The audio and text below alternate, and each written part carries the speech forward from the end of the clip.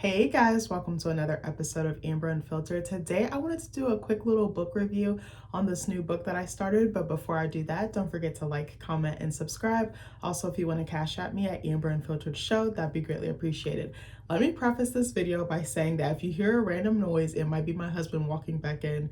We just got home back from a Father's Day get together with my in-laws, and our freaking carport is filled up with water. So he's outside taking care of that. So if you hear some like random noise trudging in, or it's just loud or something like that, or you hear me talking to him just to make sure he's okay, please excuse me, but I think he might be outside for just a teeny bit longer. So I was like, I'm gonna squeeze in this review really quick. I forgot to tell you the name of the book in the beginning, but I was like, I'm about to show you the cover. So anyway, let me get into it. I really was like, I need to talk to someone about this book. I told you guys, I'm a reader girly. I have a little bit of downtime in between when the semester starts. Sorry, I got a text message from one of my friends. I have a little bit of downtime, so I've been reading a lot. Reading is like a very it's like my method of self-care. It just brings me so much joy, but also so much peace, and just a place to escape and, like, you know, see the world through someone else's eyes, as I've said before. But I just love curling up with a good book and just immersing myself in another world, but also hearing other perspectives outside of my own. That way I can become, you know, more even open-minded, if that even made sense. But anyways, I wanted to talk to you about this book. It's called I Leave It Up to You by Jinwoo Chong. I've never heard of this author. I think it was a Kindle recommendation or a Goodreads recommendation. I don't remember where I got it from, but all I know is I saw the cover and I was like, I absolutely fell in love with it. And then I read the plot and I was like, okay, this sounds really good. I just love a good story. It doesn't matter what it is. It doesn't matter the background. It doesn't matter. I feel like a good story is a good story. I don't know. I can't stress that enough. So I want to show you guys the cover. It is literally beautiful. So I'm going to read you guys the plot, and then I'm going to tell you about how far I got into it. A coma can change a man, but the world Jack Jr. awakens to is one he barely recognizes. His advertising job is history, his Manhattan apartment is gone, and the love of his life has left him behind. He's been asleep for 2 years with no one to turn to. He realizes it's been 10 years since he last saw his family. Lost and disoriented, he makes a reluctant homecoming back to the bustling Korean-American enclave of Fort Lee, New Jersey, back into the waiting arms of his parents, who are operating under the illusion that he never left, and back to Joja, their ever-struggling sushi restaurant that he was set to inherit before he ran away from it all.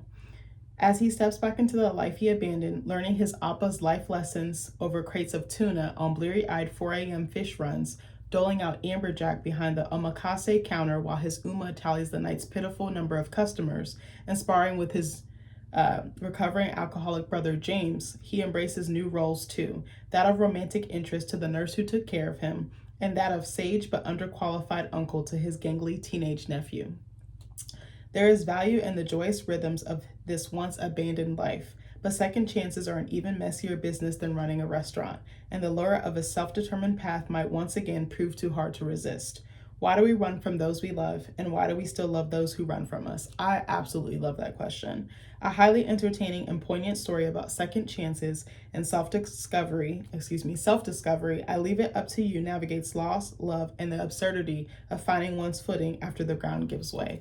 When I tell you the opening chapter had me so fucking dead, I mean that shit. I'm sorry, I'm back to cussing again. This shit had me so dead. This is like one of the most, the writing style is like unlike anything I've ever read. It just, I don't know, it just hooked me in, and it's so different. It like the character's voice, like the narrator's voice leaps off the page. I can't stress that enough. I'm gonna read you the first page and you'll kind of see a little bit about what I'm talking about. Just like Junie, it is very descriptive, but again, the prose is very different. The writing style, the voice is very different. The character is a complete departure from Junie. So I'm going to read you the first page. The first chapter is called What the Actual Fuck, comma, Man. I was so dead. I was like, this is like straight to the point. I love characters who are cutthroat like this. Waking up is an easy thing to do. To be asleep, then not. To be a mind out there in the dark with no ground underneath. No legs or arms, no chest, no blood pumping in rhythmic bursts up my neck.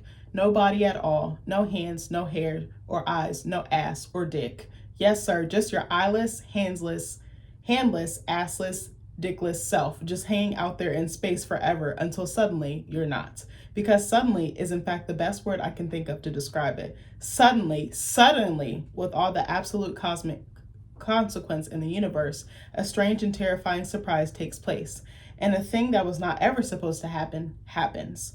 so quietly that nothing about it feels extraordinary at all. You wake up, you being me being somebody, just some guy who in a singular moment has found himself all at once awake and sore in the neck. Clenching my fist shut, opening my eyes, two of them on my face, exactly where I remember, I'm going to read a little bit more into the next page, remember them to be.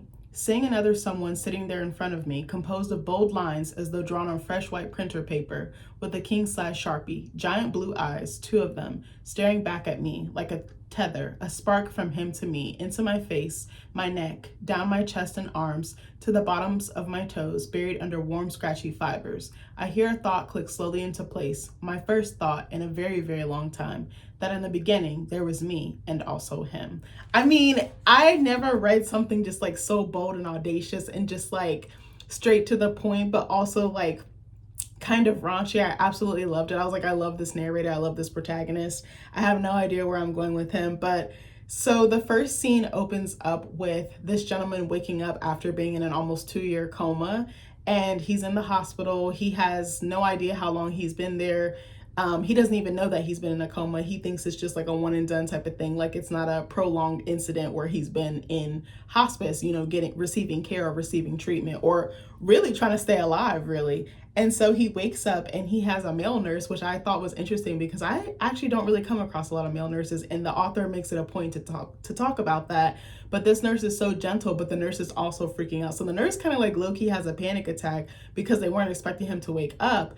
And then they're trying to like scramble to find a doctor to help him kind of get up to speed. So then they also call the narrator's parents, who he's been estranged from. The narrator also is in a relationship. The narrator is also queer. So he's with a man and he's like, I want my partner, I want Ren, and Ren is nowhere to be found, which kind of, tips me off, even though it says it in the plot, that Ren probably ditched him because it got too hard to stick around. And, waiting for someone who's essentially a vegetable, like that's kind of tough. It kind of reminds me of that movie, Me Before You, that I did a review on months ago.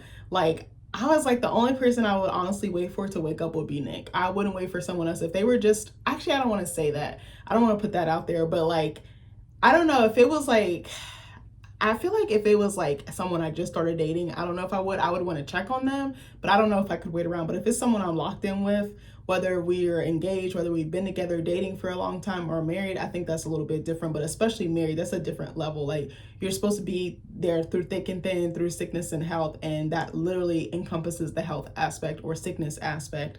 So the nurse and him are getting, their shit together. He's trying to move and stuff, but all his muscles are kind of like weak. They're kind of atrophied, from being in the vegetative state.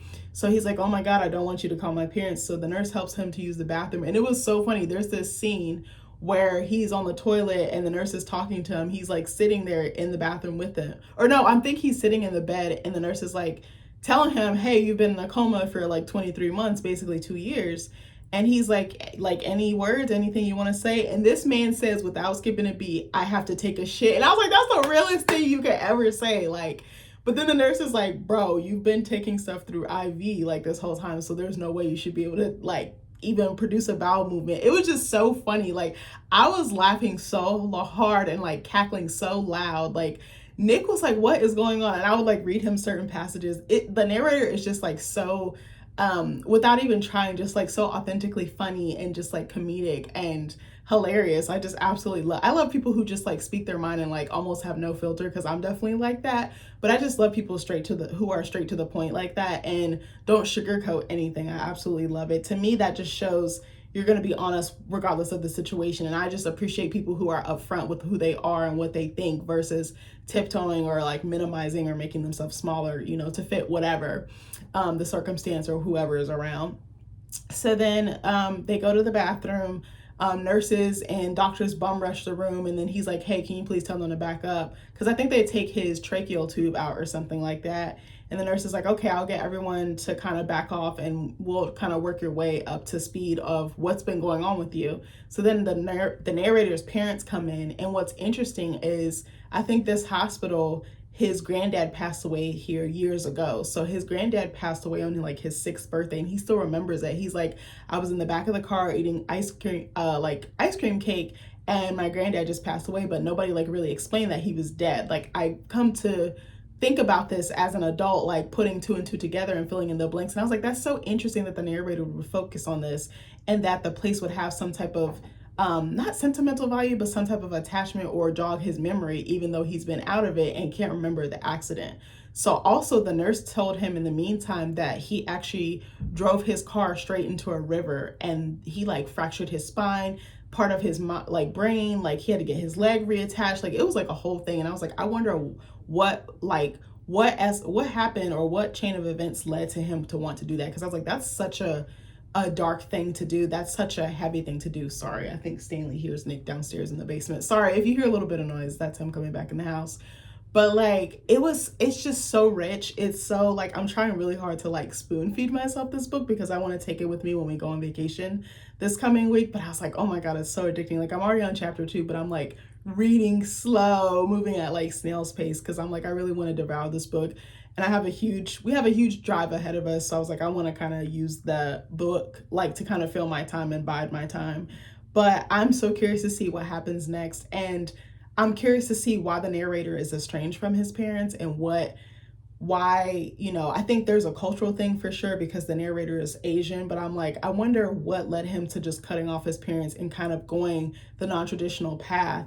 As someone who has been estranged from their parents, that it hits different. It's like a sore spot, but I love that the author is tackling something that's not, I think estrangement is talked about, but I think it's not talked about enough. And I think it's almost glamorized. There's a certain grief that comes with it. And there's a certain baggage that comes with it. But really sometimes distance can be the safest thing for you, especially emotionally. It might not always be physically. But anyways, I wanted to tell you about this book. I think you should give it a chance. Again, the writing style is very unique. It's very different. At first I was like, I'm not sure if I'm feeling this. It kind of gave me like journal entry at first, but then and the way some of the like similes or metaphors and stuff, I was like, it's not clicking into place immediately for me like it did with Junie. But I was like, I'm trying to challenge myself as a reader and read things that aren't in my normal wheelhouse. And I'm trying to give any and everything a chance because I'm like, you never know, I might come across a new genre or a new author that I really, really like, or even a writing style, and it might inspire me in my own work. But I wanted to tell you guys about this. Let me know what you're reading. Do I have any reader girlies? Do I have any reader guys?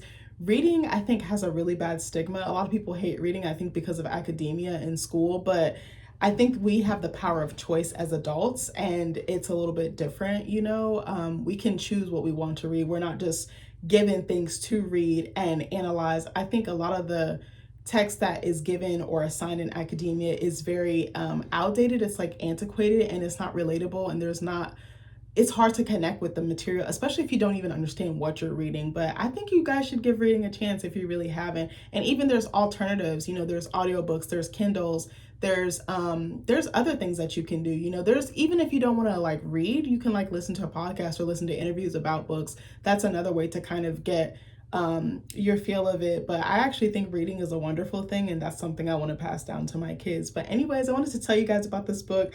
I'm ready to devour it, but I'm trying to take my time. I'm trying to savor it. But anyways, I love you guys, and I'll see you in the next video. Bye.